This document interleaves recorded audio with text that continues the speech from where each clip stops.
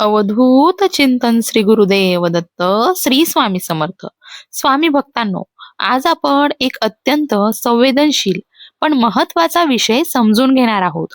अनेक जणांच्या मनात एक प्रश्न असतो, माझ्या कुंडलीमध्ये अपघाती मृत्यू योग आहे का? अकाली मृत्यू टाळता येतो का? भीती वाटते, प्रवास करायला धडधड होतं. हे का होतं? तर मित्रांनो, सर्वात आधी एक गोष्ट लक्षात ठेवा, मृत्यू हा जीवनाचा अटळ नियम आहे. पण ज्योतिषशास्त्र आपल्याला भीती देण्यासाठी नाही, तर जाणीव, सावधपणा आणि आध्यात्मिक संरक्षण देण्यासाठी आहे. आज आपण या विषयाकडे घाबरून नाही, तर समजून पाहणार आहोत. मृत्यू आणि ज्योतिष गैरसमज दूर करूया. ज्योतिषशास्त्र कोणालाही तुमचा अमुक दिवशी मृत्यू होईल असं सांगत नाही. ते फक्त संभाव्यता दर्शवतं. कुंडली म्हणजे नकाशा आहे, पण गाडी कशी चालवायची हे चालकावर अवलंबून असतं. स्वामी समर्थ नेहमी सांगतात, भिवू नकोस, मी तुझ्या पाठीशी आहे. अकाली मृत्यू म्हणजे काय? जेव्हा मृत्यू वृद्धापकाळात न येता अचानक, अपघात, आघात, अनपेक्षित प्रसंगामधून होतो, त्याला अकाली किंवा अपमृत्यू असं म्हटलं जातं.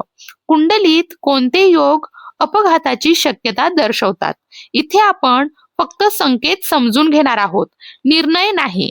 पहिला, लग्नस्थानातील मंगळ. जर जन्मकुंडलीच्या लग्नस्थानामध्ये मंगळ असेल आणि त्याच्यावर सूर्य किंवा शनीची कठोर दृष्टी असेल, तर व्यक्ती धाडसी असते, पण अपघातप्रवण स्वभाव असू शकतो. दुसरं, अष्टम स्थान, मृत्यूस्थान. अष्टम स्थान जीवनातील संकट, मोठे बदल, मृत्यूचं स्वरूप दर्शवत असतं. पापग्रहांचा प्रभाव इथे जास्त असेल तर अचानक प्रसंग जीवनामध्ये येऊ शकतात. तिसरं, सहावं स्थान प्लस पापग्रह. सहावं स्थान म्हणजे रोग, दुखापत, संघर्ष. जर या स्थानाचा स्वामी अशुभ ग्रहांशी जोडलेला असेल आणि अष्टमाशी संबंध येत असेल, तर अपघात किंवा शारीरिक त्रास हा संभवतो. चौथं, राहू, केतू आणि मंगळाच्या दशा. जेव्हा व्यक्तीवर राहू, केतू किंवा मंगळाची दशा चालू असते आणि हे ग्रह कुंडलीत अशक्त स्थितीमध्ये असतात, तेव्हा व्यक्तीने विशेष सावध राहणं खूप आवश्यक असतं.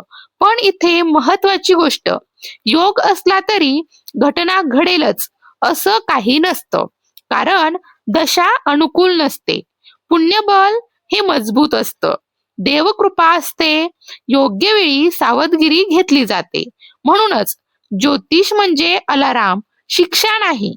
भीती का वाटते? तर काही लोकांना विमानाची भीती, गाडी चालवण्याची भीती, पाण्याची भीती, रात्रीच्या प्रवासाची देखील भीती असते. ही भीती बहुतेक वेळा ग्रहदोष प्लस मानसिक असुरक्षितता यांचं मिश्रण असू शकतं. तर यासाठी उपाय काय आहे? इथेच खरी भक्ती सुरू होते. मित्रांनो, भीतीवर औषध म्हणजे श्रद्धा. पुराणांमध्ये एक अत्यंत प्रभावी उपाय हा सांगितला आहे, तो म्हणजे महामृत्युंजय मंत्राचा जप करणं. महामृत्युंजय मंत्र का प्रभावी आहे? तर हा मंत्र केवळ शब्द नाही, तो जीवन संरक्षण ऊर्जा आहे. याची निर्मिती मार्कंडेय ऋषींनी केली आहे, ज्यांच्या आयुष्यात अकाली मृत्यू लिहिला होता, पण शिवभक्तीमुळे त्यांचा मृत्यू परत गेला. कथा भावनिक आहे. 16 वर्षांचं आयुष्य ठरलेलं होतं, पण अखंड शिवस्मरण, महामृत्युंजय जप आणि भगवान शंकर स्वतः यमाला थांबवायला आले. ही कथा आपल्याला सांगते की भक्ती कर्माला बदलू शकते. तर हा जप कसा करायचा? ओम त्र्यंबकम यजामहे सुगंधिम पुष्टिवर्धनम उर्वारुकमेव वंदना मृत्यू मोक्षी यमामृता. हा आहे महामृत्युंजय मंत्र. परत एकदा ऐका. ओम त्र्यंबकम यजामहे सुगंधिम पुष्टिवर्धनम उर्वारुकमेव वंदना मृत्यू मोक्षी यमामृताय. घराबाहेर पडण्यापूर्वी, प्रवासाच्या आधी सोमवारी एक माळ मन शांत करून. तसेच काय पाळायचं? तर भक्ती म्हणजे निष्काळजीपणा नाही, वाहतुकीचे नियम पाळा. थकले असाल तर वाहन चालवू नका, फोन वापरू नका. देवावर विश्वास ठेवा आणि स्वतःवर जबाबदारी ठेवा. स्वामी समर्थांचा एक संदेश नेहमी लक्षात ठेवा. भीतीतून नाही तर श्रद्धेतून जग असतं.